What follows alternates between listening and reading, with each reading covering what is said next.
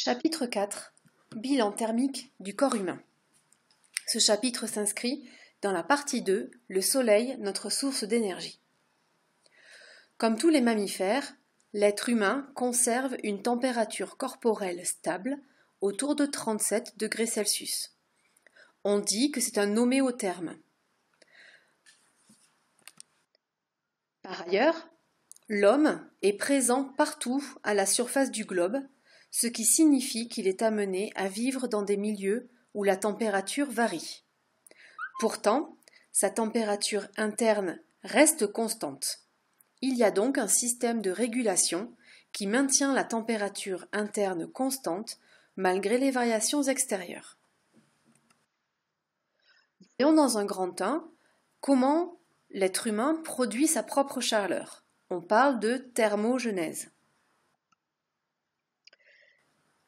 La libération de chaleur dans le corps humain est due aux réactions biochimiques du métabolisme de la respiration cellulaire. Vous avez vu en seconde que ce métabolisme de la respiration cellulaire permet de produire de l'énergie sous forme d'ATP, une molécule d'adénosine triphosphate, mais elle dégage également un excédent d'énergie sous forme de chaleur. La part d'énergie produite sous forme d'ATP utilisable par la cellule est de 25%. Les 3/4 restants sont donc dissipés sous forme de chaleur. À l'échelle d'un organe, comme le muscle, vous avez vu en 5e que la chaleur dégagée va dépendre de l'activité musculaire. Plus le muscle fonctionnera, comme lors d'un exercice physique, plus il dégagera de chaleur. Cette chaleur est produite par oxydation du glucose issu de la digestion des aliments.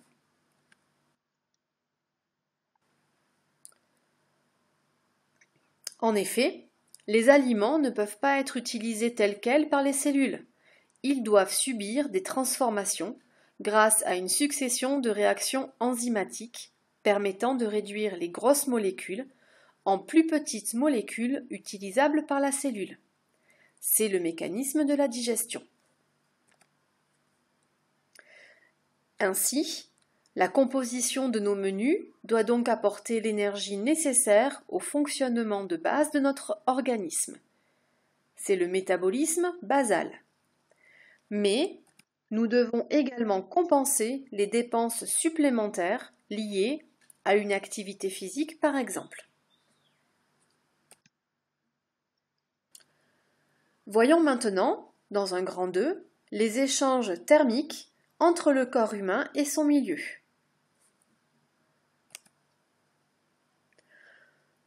Le corps humain réalise constamment des échanges thermiques avec son environnement. On peut ainsi déterminer le flux thermique global ou bilan thermique du corps humain. Pour que la température du corps reste constante, le flux thermique global doit être nul, c'est-à-dire que les pertes de chaleur ou thermolyse doivent être compensées par la production de chaleur, dite thermogenèse. Il existe différents flux thermiques entre l'homme et son environnement. Nous avons vu dans le paragraphe précédent la thermogenèse. Voyons maintenant les flux impliqués dans la thermolyse, c'est-à-dire les pertes de chaleur. On en distingue 4.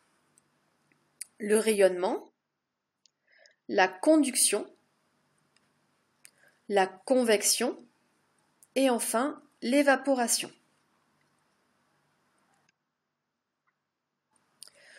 Le rayonnement infrarouge est responsable d'environ 60% des pertes thermiques du corps humain. Ces pertes ont lieu principalement au niveau de la tête et du tronc. Cependant, le corps peut recevoir le rayonnement d'objets de son environnement, comme le soleil ou toute autre source de chaleur.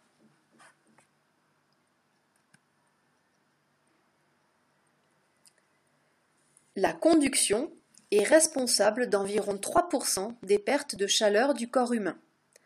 En effet, Au contact d'un matériau plus froid, la chaleur du corps diffuse vers ce dernier et le réchauffe. Ainsi, vous réchauffez le siège sur lequel vous êtes assis par un effet de conduction de votre chaleur interne.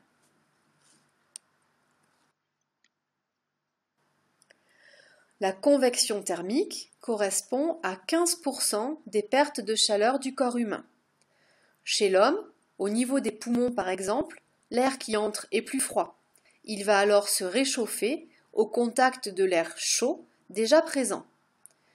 L'air chaud remonte et sera donc expulsé au niveau de la bouche. L'air que nous expirons est donc plus chaud que l'air que nous inspirons.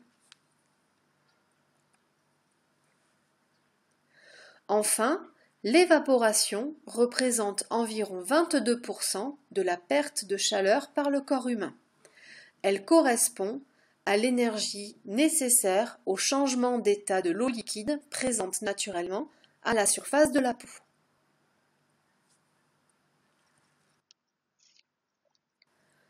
Voyons maintenant dans un grand 3 les réponses de notre organisme aux températures froides et chaudes.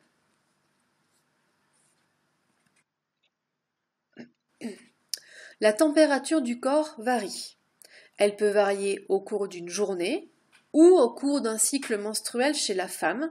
Elle oscillera donc entre une valeur basse située autour de 36 degrés et une valeur haute située autour de 38 degrés Celsius. Elle peut également augmenter en fonction d'une infection ou d'une maladie.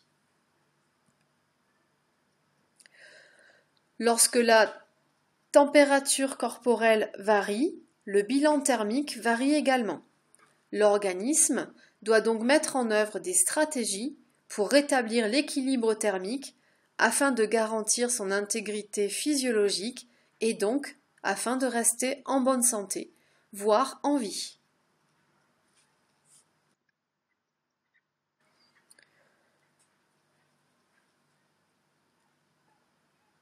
Lorsque la température extérieure est froide, le corps va commencer par frissonner. Le frisson correspond à une alternance de contractions musculaires rapides qui permettent d'augmenter la température corporelle.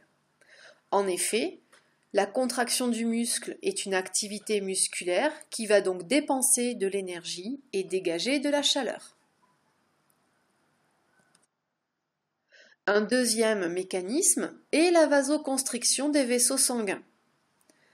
Au niveau de la peau, les capillaires sanguins vont se contracter et donc réduire leur diamètre, ce qui permet de diminuer le débit sanguin qui va traverser la peau et par conséquent de limiter la perte de chaleur par irradiation.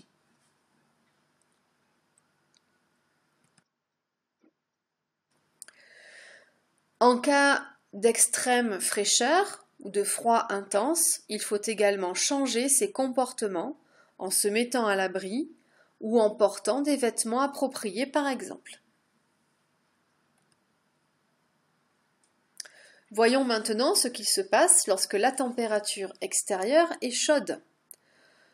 Un des premiers mécanismes va être la transpiration. La production de sueur permet de vaporiser une plus grande quantité d'eau. Il faut donc penser à s'hydrater. L'évaporation de l'eau fait diminuer la température à la surface de la peau et donne une sensation de fraîcheur. Cela permet donc d'abaisser la température du sang qui arrive au niveau de la peau. Comme la peau est l'organe le plus étendu du corps humain, la transpiration participe alors à un abaissement de la température corporelle. Un autre mécanisme va être la vasodilatation des vaisseaux sanguins qui arrivent au niveau de la peau.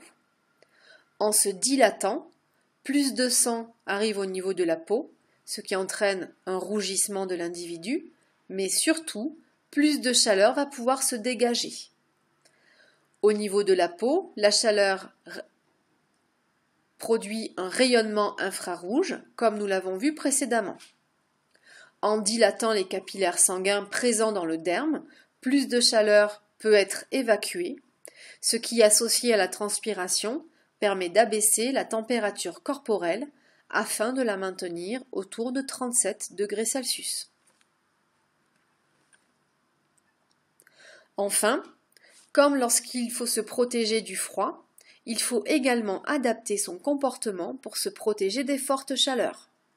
Par exemple, il est conseillé de rester dans une pièce plus fraîche, d'éviter les activités physiques ou de porter des vêtements plus légers. En conclusion, on peut dire que l'être humain est un organisme homéotherme.